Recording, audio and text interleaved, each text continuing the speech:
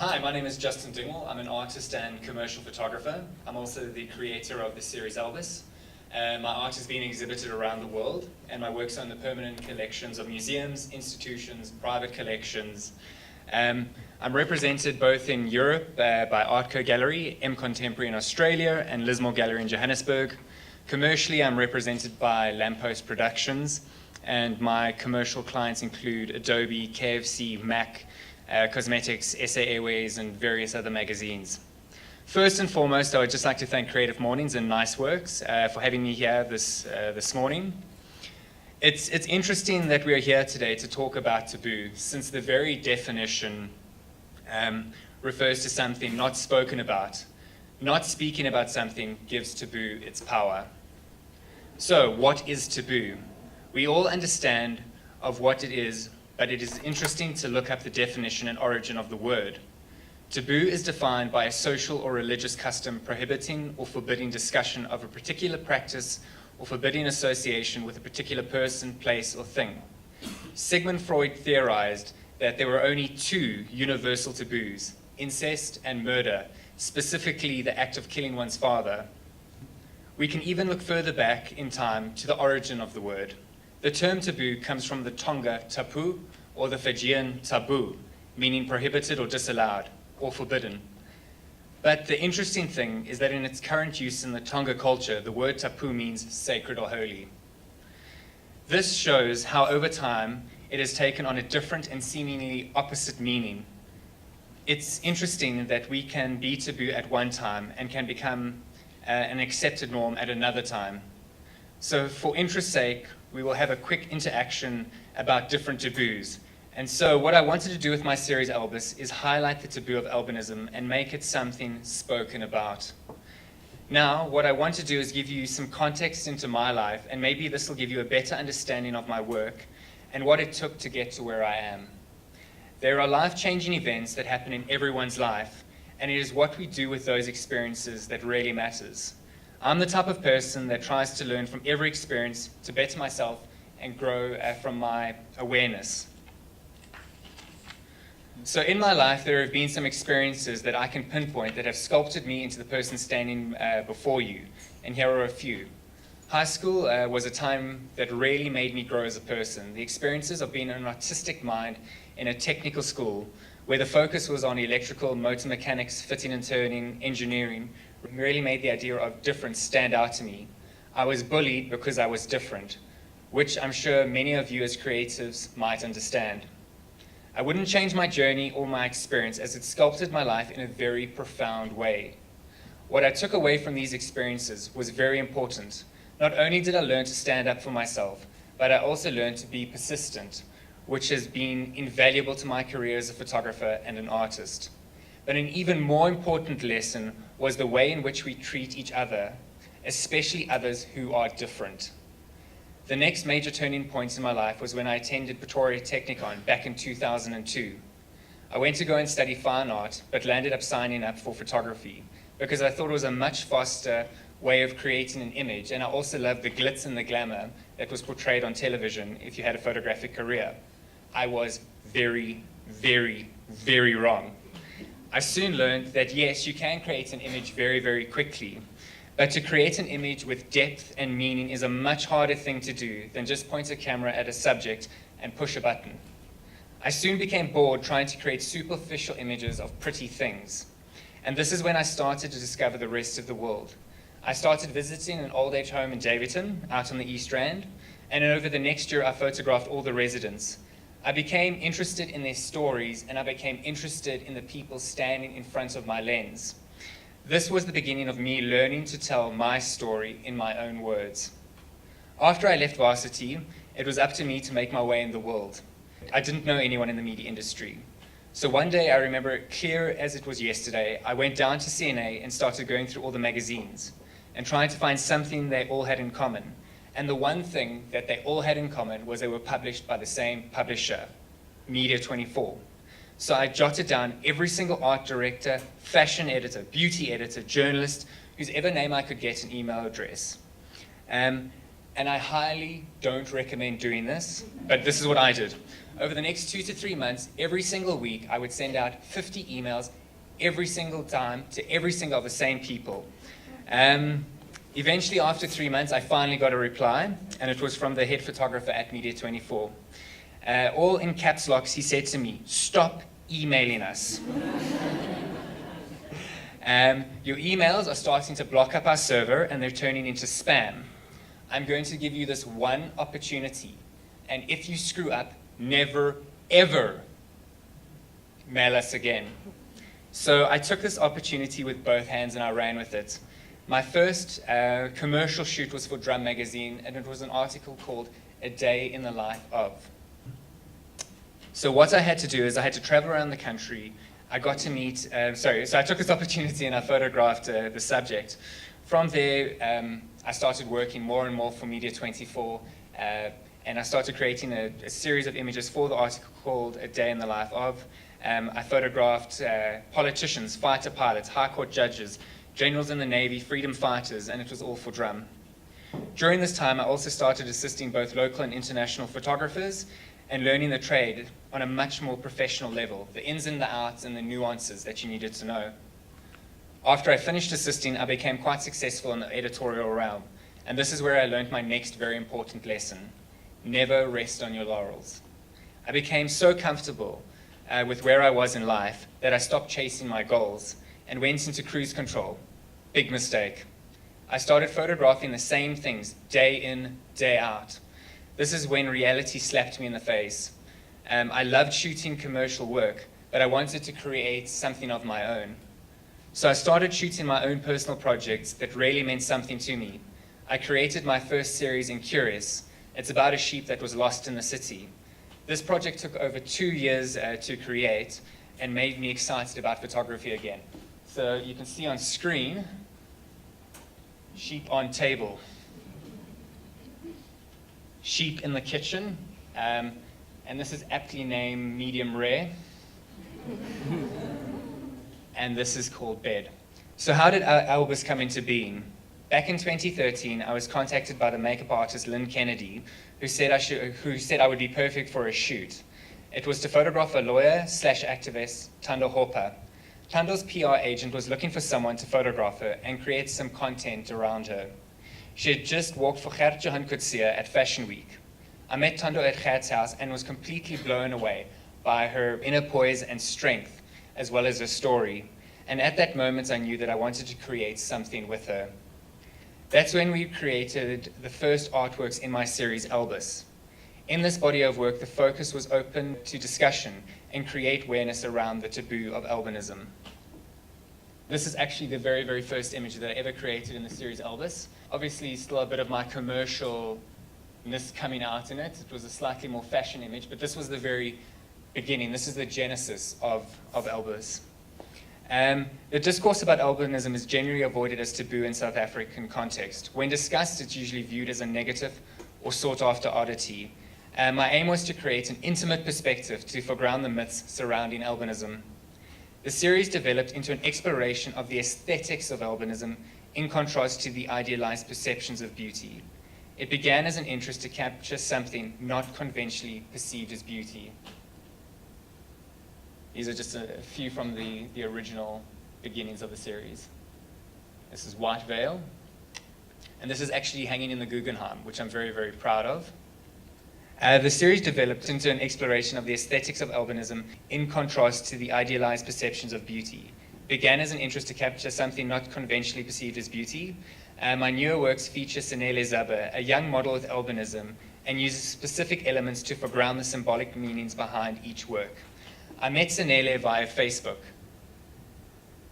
I posted my earlier work with Thando on Facebook, and Senele saw the images.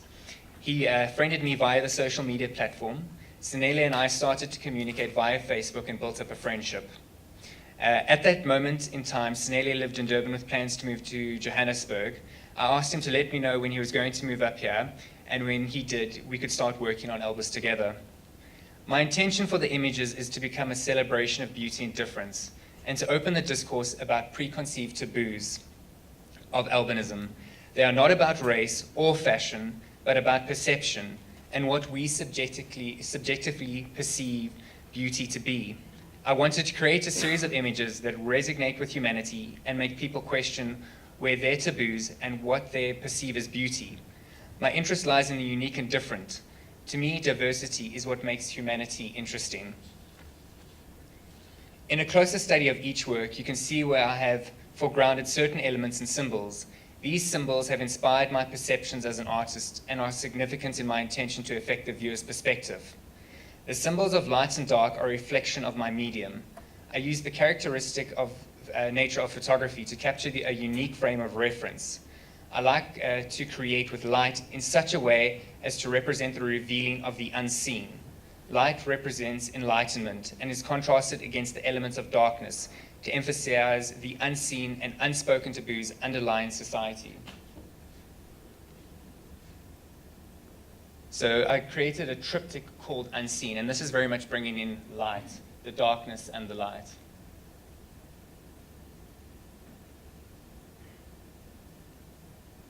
Water is another element I use to reflect society's perceptions. Water suggests self-reflection and is often used in literature as a symbol of change. I also use butterflies, as imagery of butterflies has been featured in many of the world's myths and legends. In the process of transformation, butterflies go through a major change, altering to such an extent that they are unrecognizable at the end of their metamorphosis. In comparison, some taboos also go through drastic changes to deviate from the original form.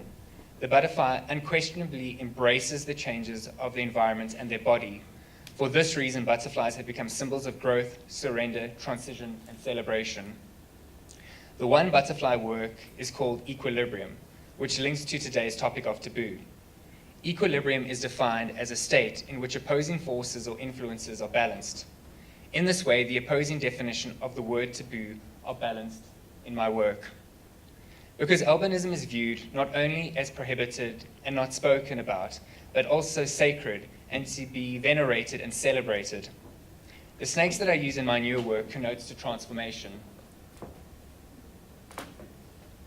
I just have to point this out that Sanele has an absolute phobia of snakes. So you can only imagine when I suggested the idea to him how he felt about it. Originally, I proposed the idea to Tando. Tando was not keen because of the actual taboo of snakes. She said she didn't want to portray having albinism and then bringing a snake into the subject as well. An open discussion between us, and I completely understood. When I approached Sanele with the topic, he said he wanted to challenge the taboo. And it was an amazing experience to get this. This took about 6 hours to get this one image. It takes me months to first conceptualize an image, put it together. It's the planning, it's finding the right people, it's finding the snakes, it's getting a crew, it's getting a makeup artist and stylist and studio and spaces. But I just have to tell you, he was absolutely brave. I didn't ask him to do this once, I didn't ask him to do it twice. I asked him to do it 6 different times on 6 different shoots. And you can only imagine how he felt. Obviously some of them are smaller, but that really doesn't matter if you have a phobia. As my wife can contest to spiders, which are this big or this big, and they still are absolutely terrifying. The snake that I use in my new work connotes to transformation as the shedding of the old skin to make way for the new, and also as in medicinal courses to represent healing. What is interesting about the snake symbol is that it is also an element of taboo in some cultures, which links with the taboo of albinism. I have to put this out there that after I created this series, I didn't have galleries knocking down my door to exhibit the work. In fact, I had the exact opposite.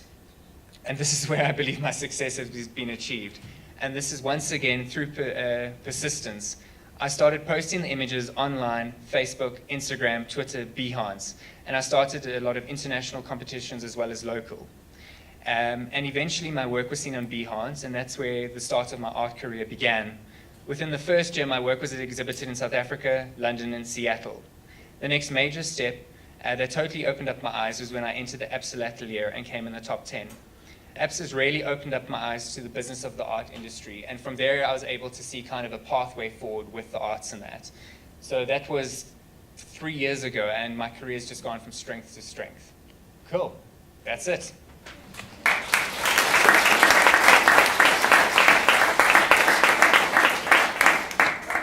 So we do have time for some questions and answers. Does anyone want to? For many people in the continent, albinos are a commodity. And we always educate people to be, if you've got an albino friend, make sure that they are safe.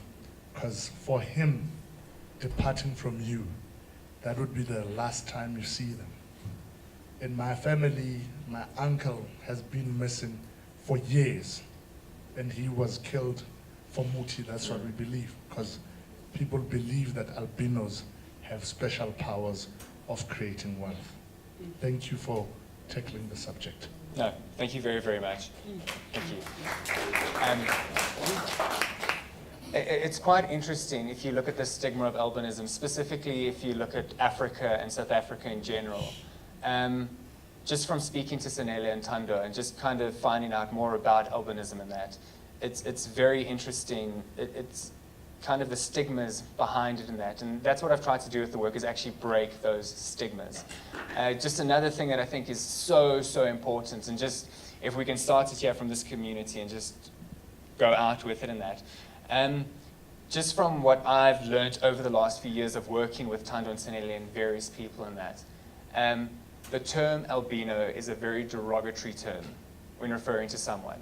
So the best way to do it is to refer to someone living with albinism, because you don't want to refer to them because they're an albino and that. So rather, when you refer to someone, talk about someone who has albinism. But no, thank you so much for coming through today. I really appreciate it. Next question. Where do you see your work moving towards, and do you think that you'll branch outside the world of albinism, or do you think that there are other subjects that you're going to bring into that kind of category? So even when I began the series and that, everyone already started wanting to find out, is this kind of where you are going? Will you be known as the albinism photographer and that? And I think we're all such a diverse group of people in that we're constantly searching and wanting to grow in that. So I've developed the series Albus. There's 42 images in total which have been exhibited around the world. And I'm continuously marketing the images, getting them out there, making sure that they're seen, raising awareness.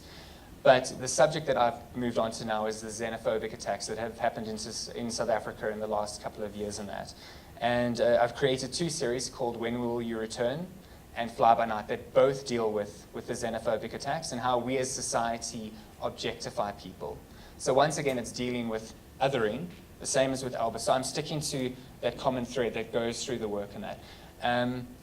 Like I said before, I'll continue with Albus and promoting it and getting it out there. But there are other topics and subjects that I do want to investigate and for me to learn and grow from so that I can help other people. Next. Tell me, why did you choose to use professional models, well-known faces, as opposed to everyday albinos? Okay, so when I started the series, Tando Hopa was not well known in that. She was a lawyer. And when I started working with Sanele, he was still in high school. He had started modeling in Durban, but he wasn't a professional model.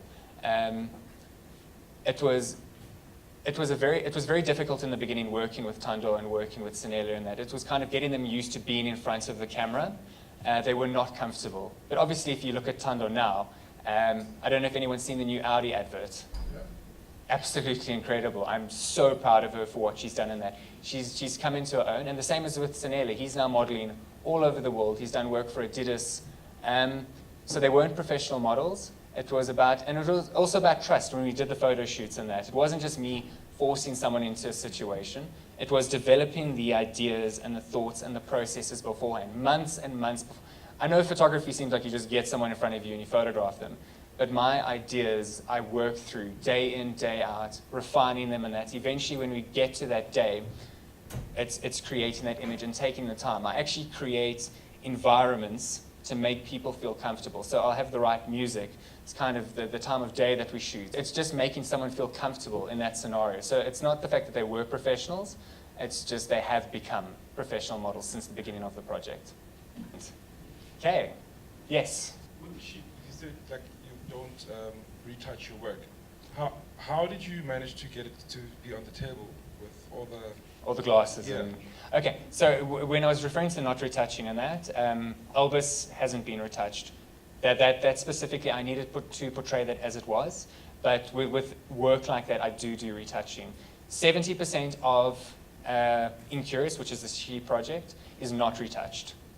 So I let people kind of try and find out or guess which ones are not. But then obviously there's certain ones, the sheep on the table at the West Cliff Hotel, that would be a very hard one to pull off on that. Do that. Took a very long time. Just to go back to that was, even though I did use Photoshop to create the image in that, the important thing was I actually went out into a field and I built a studio with a table, and I had the sheep on the table. Yes, the table was, you know, this high in that, and I had like plastic glasses in front to kind of get the reflections and find out the idea. I go very far in my projects and that, trying to replicate with that. But Albus, there wasn't retouching. That is what it is. Obviously, like I said to you before, the colors have been adjusted so that I can get the best possible quality from that. And then, yeah. How do we make this art accessible to people who are in townships or, you know, any other area where we need the people to know these issues and not just within our own circles in the market theater, you know, yeah. No, thank you. I'm constantly looking for those avenues to get the work out there, because this is the thing that a lot of people do with their project, is you'll create a project and a year or two later it's gone. People have forgotten about it. This took me 3 years to create that because I wanted it to be a very powerful body of work. Weekly, I push the work. I'm trying to get it out there. I'm trying for people to see it. I'm trying to engage with as many people as possible in that. And by doing that, I'm hoping it'll grow and it'll reach more people in that. But it's not just galleries that I'm approaching. It's also institutions to get the work out there that actually do deal with these situations. I'll get to your question now. Yes. So I think the work that you're doing is really important, highlighting albinism and going on to xenophobia. But I was also interested in kind of, it's not an attack, but I was just actually interested in kind of the mental journey that you go on in terms of this whole process of building your career off the back of kind of other people's pain, you know? Okay. And how you kind of square that circle. And I'm just interested in, as an artist, how you kind of go through that journey and kind of, you know, where the people that you're working with are kind of going to carry on living with whatever issue, you know, you're trying to highlight. I built the body of work up in that because I wanted to get the message across in that. Just going back to kind of my high school days is feeling othered in that. Obviously, it's easy for me, you know, like I can grow up and, like you said, I can move on and I can leave it behind in that. But albinism was a subject that I really felt that I needed to get something. No one was really doing anything on it. Any of the work that I had seen on albinism had only been like, this is albinism, in your face, and that was it. So for me, it was about creating the body of work in that would be able to get out there in that.